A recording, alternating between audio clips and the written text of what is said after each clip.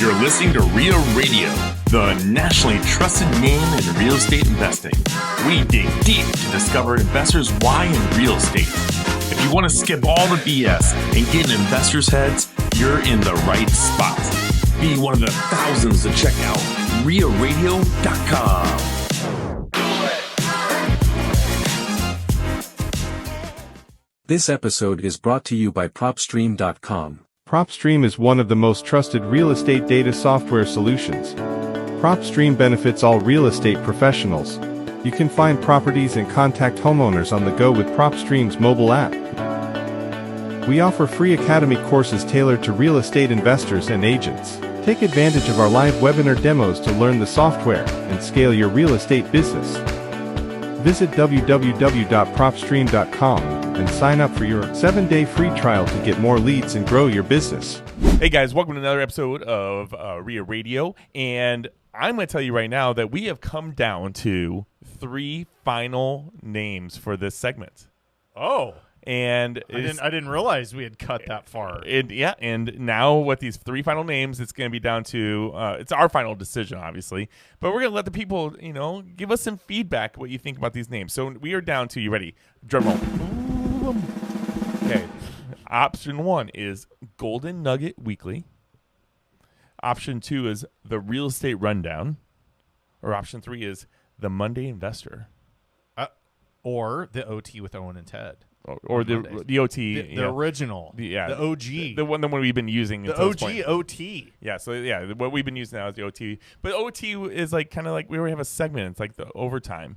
And it doesn't really, I don't think it really flows with it as much. We'll see what the listeners say. Yeah, so those are the names. That. Yeah, give us a feedback. Let's put a poll out there. Yeah, in your 5-star review, and then put your name idea in there, and then we'll look at those name ideas, and then we'll tally them up. There we go. So please do that. Yeah. So, that's what we're going to do here. You look so self-satisfied. It's so amazing. Dude, what's been going on this week? It's been a crazy week. One of my close friends had a major stroke this week. Oh. And, and being in our mid-40s, that's kind of scary. I mean, I'm like yeah. Dude, those are really scary, and those strokes are nasty. And, so the crazy part is, he had a stroke, major blood clot, went to the hospital. Like, the mom's like, it's really bad. He couldn't walk. They're like, going to Madonna, therapy for a couple months is what they're looking at.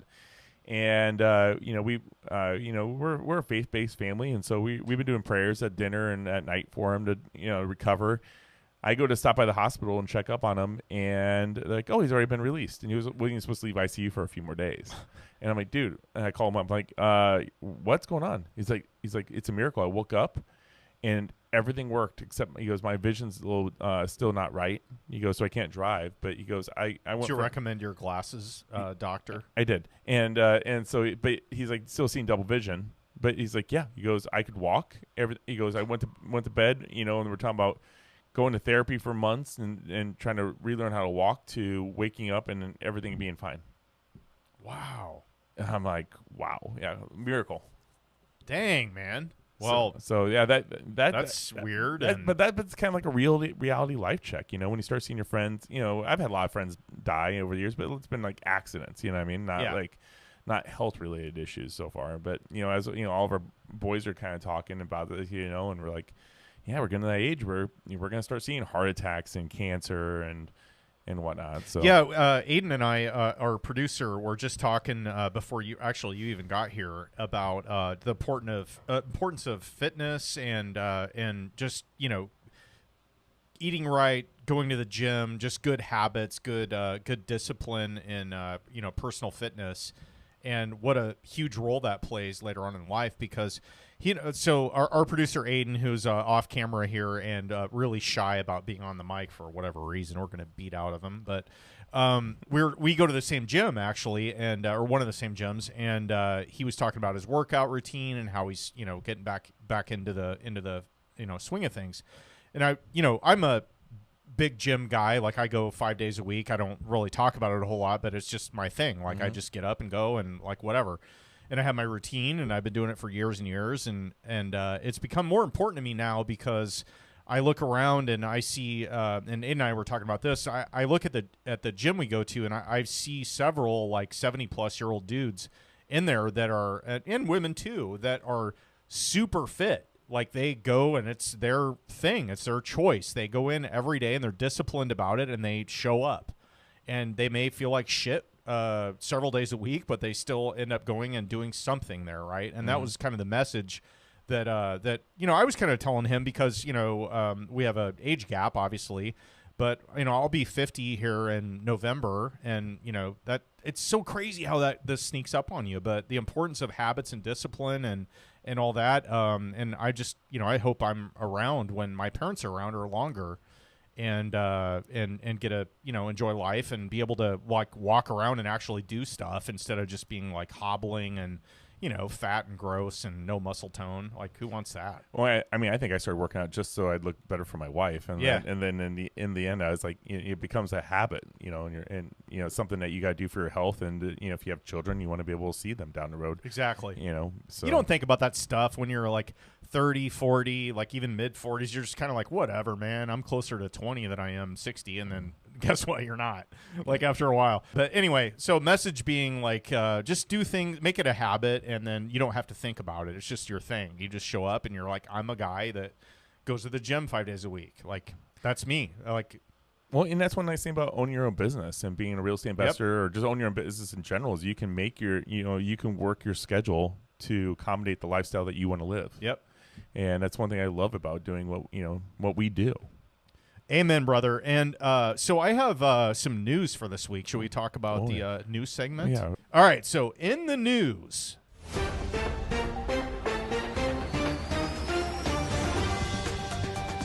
the market is predicting a 57% chance of a quarter-point reduction in the federal funds rate in September, which is going to be happening here in by the time this is airing. By the time this airs, this will be probably old news. And then a 43% chance of 0.50% rate drop. So between a quarter point and a half point, that's what the market is pricing in. That is upcoming here. So I'm hoping that that's going to result in some good news for real estate investors, maybe provide some liquidity to the market, people that have been sitting on really low interest rate mortgages but have been dying to move to another home, like we've talked about in previous episodes. I could see some of that happening, but yeah, I think hopefully this is kind of a like precursor to further doubling down on interest rate reductions by the Fed. I remember a few months ago we had Denless on, and we all gave our predictions where the interest rates would be by the end of the year. Oh, what? What did I say? I don't remember, but I know what I said. What'd you say? I said 5.99. 5.99. Okay. Yeah. Where are we at today? Well, I heard 6.3. 6.3. That's the mortgage rate. Mortgage rate. Okay. Well, that could happen. And you guys looked at me like I was crazy with mine. I was like, looks like I'm getting really close, especially if we have two reductions. Well, hey, we'll see. We'll see. Like we talked about in the last week's episode, it's not off the federal funds rate what mortgage rates are pegged to. It's typically the 10-year Treasury is the closest mirror to that. So we'll see what the effect is on it. So you remember I mentioned previous episodes how, I was like, I had a whole bunch of clients that are like, I want to sell, right? Yeah. So I've been putting listings up every day or two, and I think I got 6 or 7 listings up. Except one of them, I am getting almost zero traffic. Really? Yeah, and a couple of them are good deals. Like I'm kind of mind blown by them, and I think the reason is because there's it's small multis or single families, which is going to appeal more to the newer investor, right, or rookie investor, and I think that they're watching these wait like, oh, I'm gonna wait till the rate drop before I buy. Because because a lot of people just don't understand that's already kind of baked into the mortgage rates. Like if the federal rate changes tomorrow, it doesn't mean that the mortgage rate's going to change tomorrow. But I think there's people who don't understand how that works. You could be right on that, although I would argue that what difference does a quarter point make in the grand scheme of things if it means you're going to miss out on a good deal? Like, that's very short-sighted in my opinion. I agree. I think that's dumb. And I think I'm going to have a great test sample here as soon as the rate drops, to see how it changes, because I'm going to have so many listings out and to see the difference if the phone calls change. Yeah.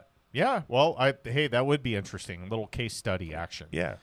So other items in the news here. So this is interesting. So your best friend now, which is ChatGPT, is a product that was brought to life by a company called OpenAI, which is originally part of the Microsoft, and there's some Google folks in there, the original, the OG people that developed that product. So ChatGPT, obviously, the world knows now it's the artificial intelligence kind of the front runner. They kind of leaped ahead of a lot of the other crowd of copycats that have happened since then. But they are raising.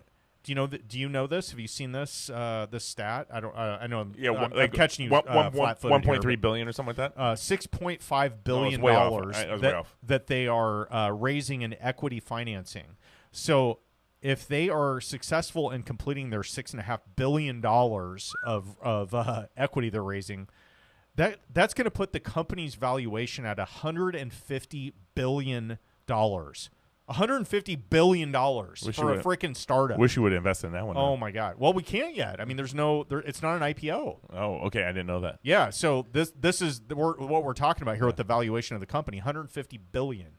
So when it comes to market, if there's an IPO out of this, it's going to go at a large multiple of what the actual numbers are going to tell you. But just crazy. I know Ted uses this every day in his real estate business, so I wanted to call that out as kind of a funny anecdote. I use it for a lot of things. I use it to help me rewrite some emails, and my social media posts. I'll write, I write everything out myself.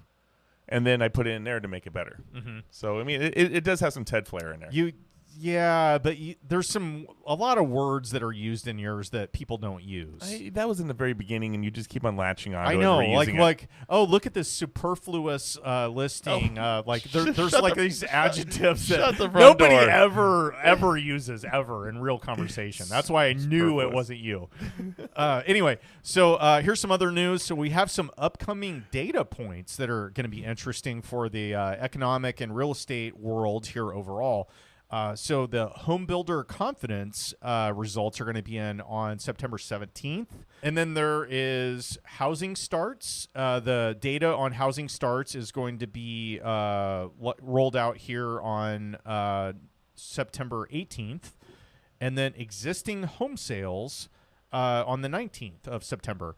Oh, and one other thing, the federal interest rate decision is going to also happen on 9/18. So some big data points happening here for economic news and what it's going to do to the overall, capital markets, real estate markets as a byproduct of that. So stay tuned for that. So that's coming up here in the next week. And, you'll probably have that. Actually, that might come out real close to the day this airs. I don't know what next Wednesday is, but it's right there. Let's see. Other news I have here. I just posted my 1,000th post on Bigger Pockets. Oh, I was stagnant at like 990 or something like that. Did you get like a little trophy or something? I did. Really? I got a little. I got a little avatar or a little icon that I have now on my profile for 1,000 posts. Wow. Yeah, aren't I cool? Yeah. And you still haven't gotten on the podcast. No, I know, right? And but no, I just wanted to call that out because I hadn't been on BP for a while, and I got back on there, and I was like, there were a couple of questions that came up that I was like, I actually know the answer to this, or I know, like I can provide some value here. And I got on and did it. And then I was like, I wonder what else is out there. And so I started looking at it. And I'm like, oh man, I miss this place. It's like going back to your old bar, that used to frequent when you're a creepy single dude like you were. Anyway. You talking about Aiden? Yeah. Aiden. Okay. And to transition here into my next topic, which is, did you guys know? So this is still falling into the news segment, but did you guys know that Bigger Pockets sold again? So the first time was to McCarthy. Was McCarthy Capital based out of Omaha, Nebraska, our hometown. Go Huskers! McCarthy Capital. Do you know how much they bought from Josh Dorkin, the founder of Bigger Pockets? Do you know how much they bought their stake in Bigger Pockets for? I'd love to know. I didn't know this before today. Yeah. $44 million is what they paid for their majority share of Bigger Pockets. I heard a rumor that was in 2018. By the way, I heard a rumor that Brandon got close to $20 million on his most recent buyout. I don't know that, but that could very well be true. Man, good for him. Yeah. So now, this year, August 7th of 2024, Bigger Pockets sold again. Do you want to know what it was for? Yeah, how much? The valuation that they just sold to the Chernin Group at was $230 million. That's a nice profit. $230 million. Yeah. Man. Anyway, they have 2.5 million members now. For those of you not familiar with Bigger Pockets, where the hell have you been if you're listening to a real estate podcast? But go to biggerpockets.com. They've got an upcoming conference in October, BPCon 24 in Cancun. Are you going to go? I'm not going. Yeah. This will be the first year in 5 years that I haven't been. 4 years. You've been to every single one. I have. Yeah. So I'm not going this year. Be sad to miss it. I will have a little bit of FOMO, but yeah, we're going to sit this one out. But I'm bringing this up because for those of you wondering what was going on, because longtime co-hosts Rob Abasolo and David Green on Bigger Pockets were shown the door. Got the boot. And they have since, David Green started his own podcast. I'm not sure what Rob has been up to, but that's the reason why. So they changed hands again. They've decided to go a different direction with the whole thing. And I think Dave Meyer is kind of taking over more responsibility with the podcast. So that's your Bigger Pockets news or a news update on what's been going on there, which I didn't know a bunch of this before I dug in. Somebody close to Brandon Turner was telling me that he actually took that money and then bought I believe it was in Ohio, bought a big house and is moving the family out of Maui to go over there. He's going to Ohio? I believe it was Ohio, yeah. Wow. Okay. Like I'm having cognitive dissonance now with what you just said. That just sounds like so opposite of what I would expect. I was blown away. None of this is verified. Ohio? Yeah. Why? I don't. There were some people he knows who lives in that area. Schools for the kids played a big role on it. It was something to do with family and stuff. Okay, got it. Yeah, but yeah, big payout. Took all the cash. Got a nice big house supposedly in the States, and there's nothing official out there. It's just a kind of around the what I heard in our circles. Interesting. So Ted's got the word on the street about Brandon Turner's whereabouts here coming up. It'd be kind of interesting. Yeah, we'll stay tuned and find out. Cleveland's a little easier and more affordable to get to than Maui, so maybe we'll run into him a little more often. I don't know if it's Cleveland, Cincinnati. I don't know. I have no idea. Okay, we'll find out. But okay, so let's see. I had something interesting happen this week. Do you want to hear about it? Yeah. All right. Duh. Well, I mean, hey, you have the veto rights. You can just you can buzzer me, and I'll move on to the next. I'll just tell the editor Jory at the end. Okay. Yeah. Oh, your secret DMs with our editor to make me look bad. Aiden's on the list now. Okay. Yeah. Okay. I wanted to bring this up. I have an update to what I mentioned on last week's Monday episode with the OT with Owen and Ted. I had a commercial leasing appointment with a coffee shop that my wife ended up, she found on a Facebook page where there was a coffee shop owner that their lease was up. They were looking for another space. We have one in basically a vacant building that I've got in with a couple of partners. And you're talking about dates and stuff. Yeah, we were trying to figure out when this was going to happen, if it was going to work and all that. So it turns out they're really interested in it. So I don't know anything about commercial leasing. I've never done it. I don't know anything about triple nets. I've been learning a little bit in the last week, but there's a lot of ins and outs. So like when you have a commercial space, so like let's say you've got basically like a vacant bay that you want to lease out. There's a lot to it because the tenant may expect you to deliver that space fully ready to go turnkey, and you're going to have to do a whole bunch of stuff inside, like basically like flip it, right? Or the tenant may be like, you know what, just get it what they call white boxed, which is basically like build out ready. The walls are prepped for paint. It's ready for flooring to go in. It's roughed in for utilities, but the tenant is going to do everything else. And those are two completely different animals, two different conversations that you're going to have with the tenants. So you don't know what they're going to expect out of it. It could be like a whole build out that you have to do as the owner. It could be the tenant's going to handle everything, and all you have to do is just basically like get it ready for them to handle. And so that was the conversation I had yesterday. So I brought a commercial leasing agent. Shout out to Mark Hanwright out of Council Bluffs. He's helped out a lot with this. I've heard that name before. Yeah, good dude. Anyway, he helped a lot with guiding the conversation on how to navigate who's responsible for what in the world of commercial leasing. So my first piece of advice here is if you're about to buy or operate a commercial property that has commercial lease involvement, whether it's triple net or whether it's like a gross lease, which is similar to like a, if you have a tenant that's going to rent a single family or an apartment from you, you just sign a residential lease. A gross lease on the commercial side is similar to that. So you're like, here's your monthly charge. Here's the stuff you're going to pay. Maybe there's utilities you're on the hook for. Maybe there's not. Maybe the owner's going to pay it. And it's like very much more simple than a triple net. Triple net gets involving, taxes. You've got, grounds to keep up. You've got utilities, operating expenses to pay as a tenant. And you have to square all that up at the end of the year. So it's really complicated. And this building in particular that I'm talking about is vacant. So it gets a little tricky to navigate that with doing a triple net. So what we arrived at was basically doing a gross lease at a flat rate. And then I'm hoping this is going to work out because they're really interested in it. They seem like a perfect candidate for leasing this space. The wild card here is I don't know what the city's going to give us a certificate of occupancy for just one bay while the rest of the building needs, redone. Right. So that's what I'm trying to navigate right now is like I have to get an appointment with the city, get them over there and be like, look, we have a tenant that's ready. They want to move in March. What do we need to do? Can we get this done? So that's next steps for me. So that was this last week. I'd be definitely interested to see how that goes. And let me know if that doesn't happen. I just met with a good friend recently that has multiple restaurants here in town.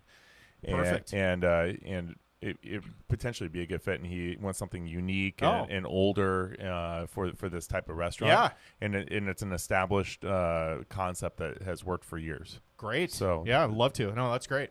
Definitely do that introduction. Awesome. Well, that would be certainly appreciated if this doesn't end up working out. So anyway, just wanted to share my little exploration into commercial leasing here because I think we should keep on doing it because we don't talk commercial enough. No, and I've been doing this for 20 years and I don't know hardly anything about it. So I thought it'd be helpful for those curious. And at some point, we should invite Trenton Magid. And he's been one of the top commercial guys in the state for 30 years, and he's a good buddy of mine. We trade out all of our leads when it comes to commercial too. I would love to entertain that conversation. Yeah. That would be great. Well, what do you think? Should we get into today's Golden Nugget? And this Golden Nugget is brought to you by JM Real Estate Capital. Hi, it's Rob, JM Real Estate Capital. We're the money guys that you need to know for all your real estate investments. Talk to us. We can do what your local bank can't or won't do. We don't have millions, we have trillions with a T to lend. 844 we close or go online jmrecapital.com. That's jmrecapital.com. JM Real Estate Capital, smart solutions for the real estate investor. So this is kind of all right for those of you not in the Midwest. This may not resonate with you, but in the Midwest area, there is a big box hardware store called Menards. And so Menards is similar to Home Depot and Lowe's for those of you on the, in the more national areas or bigger cities. I wanted to bring this up because I was talking with literally 3 or 4 different people in the last few weeks about the fact that Menards has what they call their 11% off rebate. Yep. And so it's standard. You go in and you're going to buy materials, and let's say, most of their customers are going to be homeowners, right? So they're just going in to buy grass seed or lawnmowers or random stuff, home improvement, deals. But a lot of flippers go there, a lot of landlords, and a lot of people in real estate in general, and they offer this rebate, and it's 11% off your purchase. So you just buy all your materials. If you have $10,000 worth of appliances and building materials and everything, you're going to get $1,100 back in the form of a store credit rebate coupon in the mail, and that'll usually come a couple weeks later or whatever, right? So anybody in the Midwest is familiar with this. You go into Menards, you're going to get a whole bunch of these rebate coupons in the mail. But I wanted to bring up something because sometimes when you're hiring a contractor, you get a bid that includes materials and labor in it. And what I'm bringing up now is a little golden nugget for you, in that if you tell them, I want to buy my materials and I want to see a labor bid, it might be a good move for you to buy the materials yourself, even though it's going to take multiple trips to the store and kind of a pain in the ass and all that. But especially if you're first starting out, I highly recommend this. Go pick out your own materials, and you're going to save 11% off on your purchase, and that can really add up if you get into the thousands of dollars on your price tag.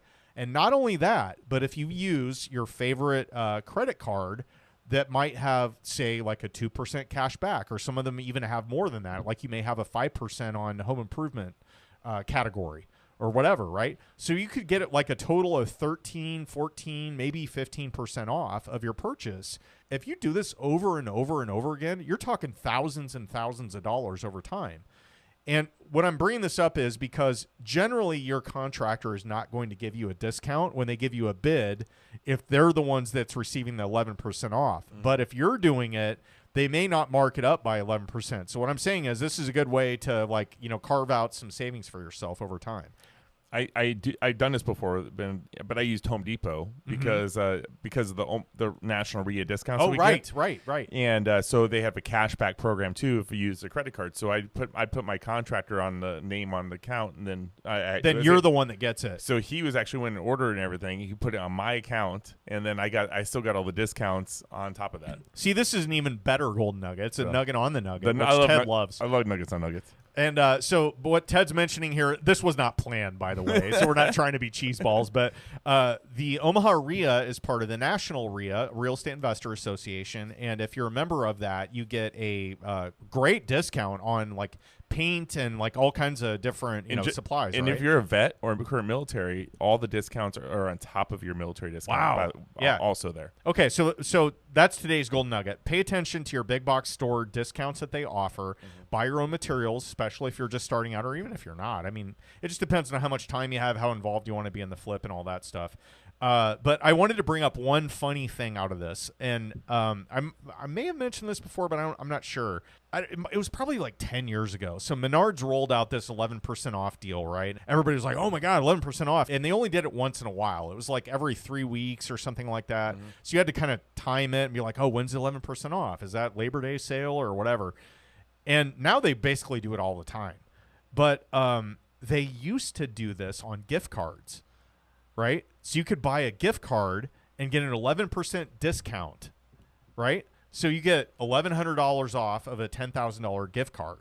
And then you take that thing that you already got the discount on and you go in and you buy it during another 11% off sale, and you're getting that another 11% off. You see what I'm saying? Yeah. So they didn't have that loophole closed at one time. So I went in there and I was all excited. I was like, I don't know if this is going to work. This seems like like, why would they allow this? Yeah. And I went up and I was like, hey, can I buy these with the 11% off thing, blah, blah, blah? And they're like, or do I get the 11% off rebate if I buy a gift card? And they're like, well, yeah, I'm not sure. I think so. And they checked. They're like, yeah, you can. And I was like, oh my God. And I was like, how much can I buy right now? Because I was like all in the material hoarding phase. And I was like, so I bought like $5,000 worth of gift cards. So I got 11% off of that. I got that check in the mail, or that rebate thing in the mail. And then when I went in again, I did it during 11% off, and it was another 11%. So I got 22% off, and then I paid for it with a credit card. No, I didn't. That's a lie.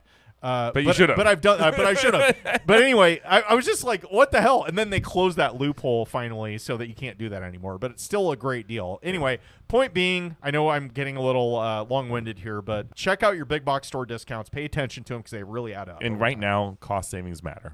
Exactly. That's right. Because the guy gets that bottom line. Well, guys, definitely stay tuned to Wednesday's episode. We are bringing in Ryleigh Eckles, and when we're looking at the numbers, we're like, okay, so Ryleigh was in on episode 44. We got to bring her in episode 144. So we've been playing this out for a while, and I think you guys are gonna be super excited to hear what she has to say. Because when on episode 44, she was in with her dad, but this time she's in on her own.